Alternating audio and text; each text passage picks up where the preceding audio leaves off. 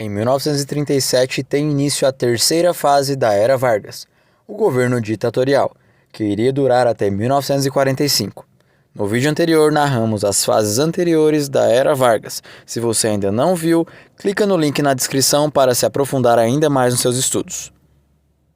De acordo com a Constituição, o governo de Getúlio Vargas só poderia durar até 1938. Portanto, já no ano anterior, durante os preparativos para as eleições presidenciais, Vargas começa a preparar um golpe de Estado para permanecer como presidente. Em setembro desse ano, o Exército Brasileiro anunciou a descoberta de um plano comunista, o Plano Cohen, que tinha como objetivo acabar com o regime da democracia no Brasil. Na realidade, tudo isso era uma farsa armada pelo próprio governo brasileiro com a ajuda dos membros dos integralistas. Com o anúncio do Plano Cohen, foi decretado estado de guerra, em nome do combate ao perigo comunista. Diversos membros da oposição do governo foram presos e no dia 10 de novembro de 1937, Getúlio Vargas deu ordens para que as Forças Armadas cercassem o Congresso Nacional, fechou o poder legislativo e substituiu a Constituição de 1934 por uma nova Constituição. Iniciou-se a partir daí o governo ditatorial, que ficou conhecido como Estado Novo. Durante esse período, existiu no Brasil o estado de emergência, autorizando o governo a invadir as casas, prender pessoas, julgá-las sem qualquer metodologia precisa e condená-las. Os governos estaduais foram entregues a pessoas de confiança do presidente, os partidos políticos se tornaram inexistentes e todas as eleições foram suspensas. A polícia política do governo Vargas perseguiu inúmeras pessoas e torturou e matou milhares de cidadãos. Entretanto, seria muito difícil sustentar um mandato num país somente com a repressão. Portanto, o governo Vargas adotou uma postura que diversos líderes, como Hitler, por exemplo, adotou na Alemanha. Vargas procurou meios de propaganda para alcançar a simpatia popular. Com esse intuito, foi criado em 1939 o Departamento de Imprensa e Propaganda. Esse departamento comandava toda a propaganda governamental e censurava diversos meios de comunicação, como o rádio e a imprensa, por exemplo. Esse departamento foi responsável por diversos cartazes que representavam Getúlio como salvador da pátria e também pela produção do programa de rádio obrigatório Hora do Brasil. Esse programa narrava todas as realizações do governo em prol da nação. Um de seus órgãos criados que foram mais importantes na época ditatorial foi o Ministério da Educação, pois foi por meio dele que foi introduzido nos estudantes da época a ideologia do sistema político de Vargas. Na escola, os alunos tinham que estudar disciplinas como moral e civismo, além de canto coral com músicas que exaltavam o nacionalismo. Dentre seus esforços para conquistar o povo brasileiro, destacou-se também seu interesse em obter colaboração de intelectuais como poetas e compositores. Chegou até mesmo a encomendar músicas favoráveis a seu governo a compositores famosos como Wilson Batista e outros. Muitos, porém, recusaram-se a retratar em suas obras o governo de Vargas. Entre os inúmeros casos, o mais conhecido é do escritor Graciliano Ramos, autor de diversas obras, entre elas Vidas Secas de 1938. Por se recusar a compor, foi acusado de participar da ANL e preso em 1936 e solto após um ano, retratando o ocorrido em seu livro Memórias do Cárcere, de 1953. A Era Vargas até esse ponto já havia sido palco de inúmeros acontecimentos que favoreciam diversos setores socioeconômicos. No que diz respeito à industrialização, Vargas aumentou os impostos de produtos importados e diminuiu os impostos da indústria nacional. Isso fez com que os produtos estrangeiros aumentassem de preço significativamente e os de origem nacional diminuíssem, favorecendo o consumo de produtos brasileiros.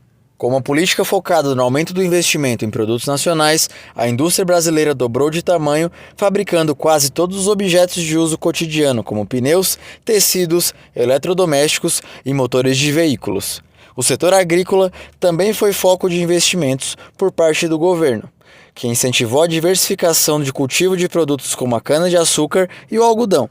Para não ficar refém somente do café, que após a queda do preço na crise de 1929, conseguiu se reerguer com medidas adotadas por Getúlio, como, por exemplo, a queima de sacas alocadas em depósitos do governo para evitar a superprodução do produto e, consequentemente, aumentar o preço do produto. Um dos marcos do governo getulista foi a consolidação das leis trabalhistas em 1943, fruto de inúmeras reivindicações feitas pelos trabalhadores brasileiros. A CLT garantia aos funcionários de qualquer empresa salário mínimo, férias remuneradas, proteção ao trabalho da mulher e do menor e estabilidade no emprego. Essas conquistas foram consideradas por muitos historiadores como formas do governo ditatorial aumentar sua popularidade entre as classes mais baixas e, com isso, minimizar as chances de revoltas, garantindo a ordem pública. Em 1941, durante a Segunda Guerra Mundial, apesar de declarar neutralidade sobre a qual lado era favorável, se dos aliados que faziam parte os Estados Unidos, Inglaterra e União Soviética, ou se estava do lado das potências do eixo, que faziam parte Alemanha, Itália e Japão, o governo brasileiro começou a fazer acordos internacionais para apoiar o exército dos aliados. Durante o conflito, forneceu borracha e minério de ferro para os países membros e permitiu o alojamento de militares dos Estados Unidos em bases do Nordeste brasileiro.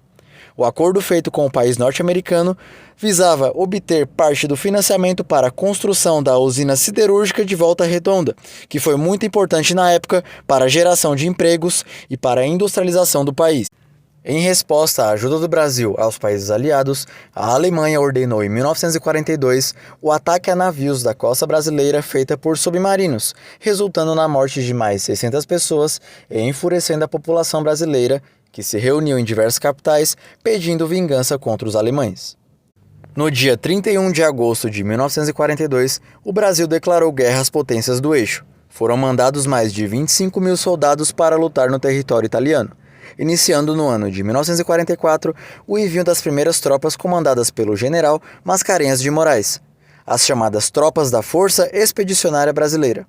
A guerra contra o nazifascismo na Europa foi muito bem aproveitada pelos grupos opositores ao sistema ditatorial brasileiro. O modelo de governo estava manchado na opinião pública, portanto o modelo ditatorial de Vargas estava potencialmente enfraquecido.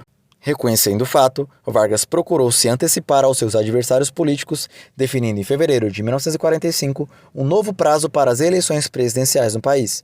Além de libertar comunistas presos, permitiu a volta de exilados para o país.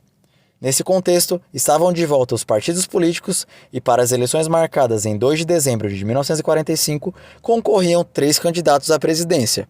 O general Eurico Gaspar Dutra, pelo PSD e PTB, contando ainda com o apoio do presidente Getúlio Vargas, o brigadeiro Eduardo Gomes, pela UDN, e o engenheiro Iedo Fiuza, pelo PCB. Nas campanhas eleitorais, Getúlio Vargas apoiava o general Eurico Gaspar Dutra, porém, apoiava também os movimentos populares que reivindicavam sua permanência no poder. Os movimentos receberam os nomes de queremismo, por conta dos gritos de "Queremos Getúlio", sendo apoiado também por membros do PTB e PCB. Como tinha prestígio popular, Getúlio aprovou a Lei Antitruste em junho de 1945, com o objetivo de limitar a entrada de capital estrangeiro no país, o que provocou um enorme descontentamento por parte dos representantes de empresas estrangeiras. Por conta dessa e de outras medidas tomadas por Getúlio durante o seu período no governo, setores da oposição, em especial a União Democrática Nacional, temiam que Vargas fizesse alguma manobra para continuar no poder, e assim reuniram forças para retirar Getúlio Vargas da presidência. No dia 29 de outubro de 1945, lideradas pelos generais Eurico Gaspar Dutra e Góes Monteiro, tropas do exército invadiram a sede do governo e obrigaram Vargas a renunciar seu cargo. Com a presidência entregue ao então presidente do Supremo Tribunal Federal, José Linhares, estava marcado o fim do Estado Novo. Getúlio Vargas viajou até sua fazenda no Rio Grande do Sul e, após as eleições, o general Eurico Gaspar Dutra assumiu a presidência no Brasil. E esse foi o resumo da Era Vargas. Se você assistiu até aqui, considere deixar seu like e se inscrever no canal para ficar por dentro dos próximos conteúdos que serão postados. Até mais!